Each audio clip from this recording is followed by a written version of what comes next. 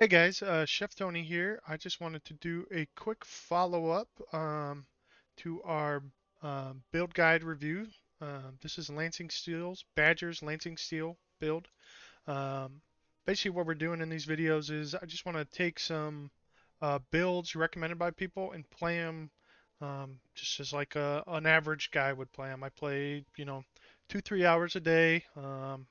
Father of four. I don't spend a ton of time theory crafting on POB, POE trade, but I have taken, multiple builds to basically the max throughout the last, I don't know, maybe 5, 6 years of playing POE. So the way I'm going to break these builds down is basically leveling, and then mapping white maps to transition to yellow, and then reds, and then bossing. And we'll just, I'm not going to give them a rating or anything. I'm just going to kind of talk about, you know, how it does, how it feels, and if I enjoyed it, and if I recommend it to other guys that may be in a similar situation to me.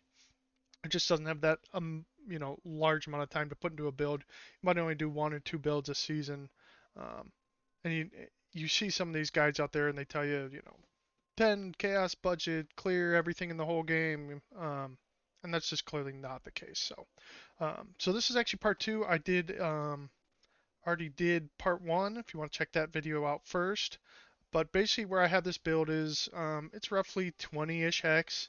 It clears tier 16s, 100 plus quant pretty easily. The leveling process was pretty simple. I like to use the skills I'm going to use while I'm leveling up. That's just something I like to do. If you are more comfortable, leveling the fastest way possible and then switching, that's fine. But I like to use the skill as soon as possible. So with this build, we were able to use Lansing Steel somewhere in the 30s, and in Badger's Guide it does describe how to get to that far. Basically, all you're going to use is splitting steel into that point. It leveled fairly quickly, no problems there.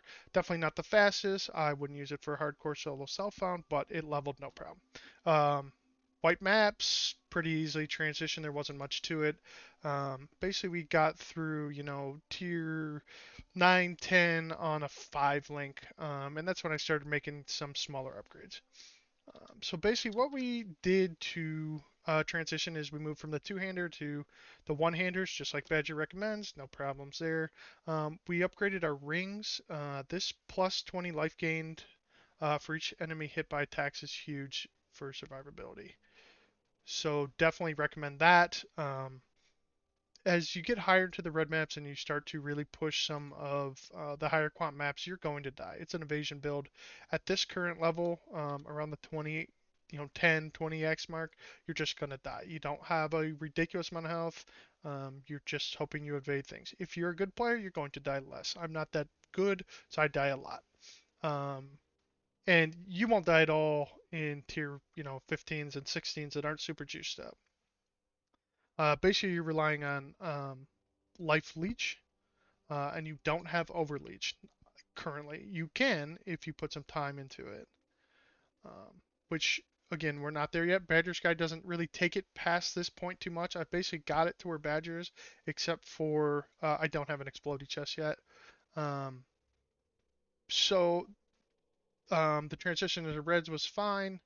Um, the map clear is amazing. It feels good. Definitely, if you like just running maps fast, it's a super fun build. Definitely do it.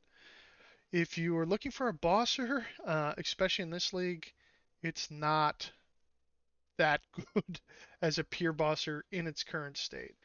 I think that you could put some more time and effort and exalts into it, and it will boss just fine. Um, if you are looking for a build that tells you exactly what to do every step of the way, this build will work until about this point. It doesn't go super ridiculously end game. It's not going. It Badger leaves it open for you to slot in cluster jewels, um, theory craft, and if you're like me, um, I'm not doing that. Not this particular league. I'm not going to spend basically as much time theory crafting as I am playing. I just want to play this league. So I'm probably going to put this build on the back burner for now. This is probably about as far as I'm going to take it. I will show you a quick, we'll just run a quick map here, and I'll just kind of show you the changes that we've made and how it looks, because it does look really cool and it is really fun to play. Um, just run that one. The other issue right now, especially for bossing, is the Maven heals.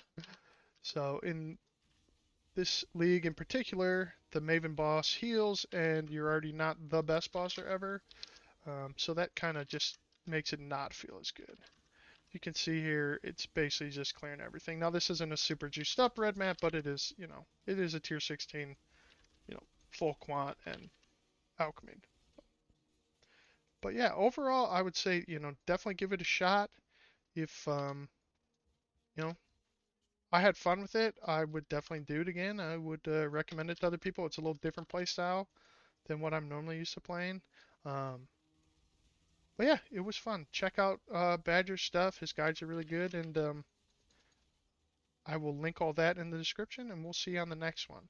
So my next build, I believe I'm going to do, well, I've already started it actually, but I'm going to do basically a boss killer focus character, and it's going to be a freezing pulse build guide that we're going to follow. It's I'm much more comfortable with totems than I am a skill like Lancing Steel, so I may be able to get a little more in depth to it. But check that out when it comes out, and any feedback is always appreciated. Thanks.